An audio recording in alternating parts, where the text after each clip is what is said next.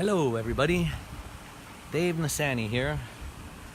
Dave the Caregiver, coming to you with another 5 minutes of Dave's Hammock wisdom. Because as you can see, this is my hammock. And when I want some wisdom, I just lay on it and meditate, pray, talk to myself. No, it's not crazy if you talk to yourself. So you might be asking, what is the topic today? And you might be surprised by what it is, because it's about how do you get rid of discouragement. Hard to see this. Stacy, hi. How do you get rid of discouragement? Now, before you say, well, how would you know? You never get discouraged because you got so much great things going on in your life. Well, I'm sorry. I see people on there, but I just can't see their name. It's too bright. Hello, whoever you are. So what kind of things would Dave Nasani, Dave the Caregiver, who teaches other caregivers how to be healthy and how to stay alive, since 30% of caregivers die before their loved ones do, how to stay healthy and out of the hospital, since 60% seem to get sicker than the ones they're caring for, eventually needing a caregiver of their own. And of course, that really scary statistic of how roughly half of caregivers feel regularly down, depressed, and hopeless. And those are suicidal symptoms, my friends. Those are the same ones that Anthony Bourdain and Kate Spade and Robin Williams and Kurt Cobain and a whole bunch of others felt just before they took their life. So we don't want to mess around with this. You know, depression is part of the grief process. You know, there's denial and then anger and then bargaining and then depression. And that's the most serious one, because that's when something permanent can happen to a temporary problem. Depression is a temporary problem. If you're getting it too much, go to your doctor, get an antidepressant. Antidepressant is not a drug that makes you feel high like pot or cocaine. It's something that just restores the chemical imbalance in your brain. So, do you want to tag?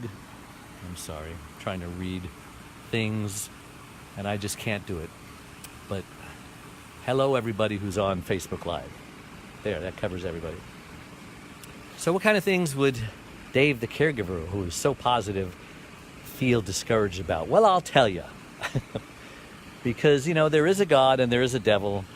And the closer we get to God, the more upset the devil gets with us.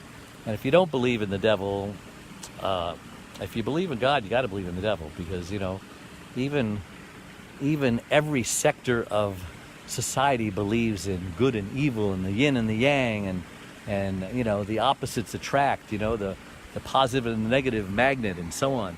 So when Reagan called the Soviet Union an evil empire, you know, a lot of people got bent out of shape, but you know, they were an evil empire. They were killing people. Anyway, I get depressed when I look and don't think that things are happening as quickly as I would like them to happen. In other words, I get impatient.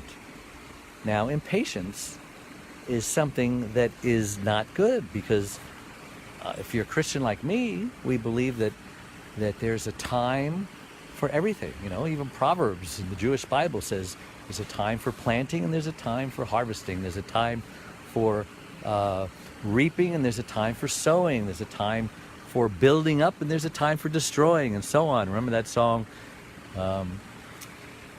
Turn, turn, turn. I forget who it was from, but that was taken out of the Bible. So whenever I get discouraged, whenever I feel impatient, I remind myself that I'm really kind of insulting God. Because how can you say you trust Him on one hand and you believe that everything happens for a reason, and if it hasn't happened, it's not supposed to happen yet, and all of that, and then say, you know, I think you're making a mistake. I think it should have happened by now. You know, it's like that analogy I used of the driver, you know, when you let God run your life, you get out of the front seat, you get in the back seat, and you make him your chauffeur. But you don't tell him where to go. He tells you where he's taking you. And you're not a backseat driver. So that's my philosophy. It's a spiritual philosophy. It's a Christian philosophy. I know not all of you are Christians. I know not all of you are spiritual, but I can only share with you what works for me, and if you've never tried it, that saying, try it, you might like it, because it certainly worked for me, not for 1 year or 5 years or 10 years or 15 years or 20 years or 30 years or 40 years. It's worked for me for 44 years, 4 decades. That's a long time, okay? I'm 64, and I have been doing this for a long time. And I am of the philosophy, if it ain't broke, then don't fix it. So those are some things I get discouraged about. Maybe you are getting discouraged and impatient because, your health isn't what it used to be. Well, you know what? I was in pain for 3 years, and I was prone to discouragement, but I kept keeping positive. I kept saying, no, this is going to pass. No, this is going to pass. Whether it's from natural means or a supernatural miracle or a doctor doing operations, this is going to pass. And I didn't need an operation. It just kind of happened supernaturally. So I'm very grateful. And with all of the miracles that have happened in my life, 44 years worth of miracles, who am I to be impatient? So I would just tell you, be patient. It will come at the right time. If you're baking a cake, you don't want to eat that cake before the little dinger goes ding. Otherwise, it'll be nasty. You won't like it. Okay, excuse me. Well, that's my wisdom for today. I think I've hit my 5 minutes. So God bless you all. I'll see you soon.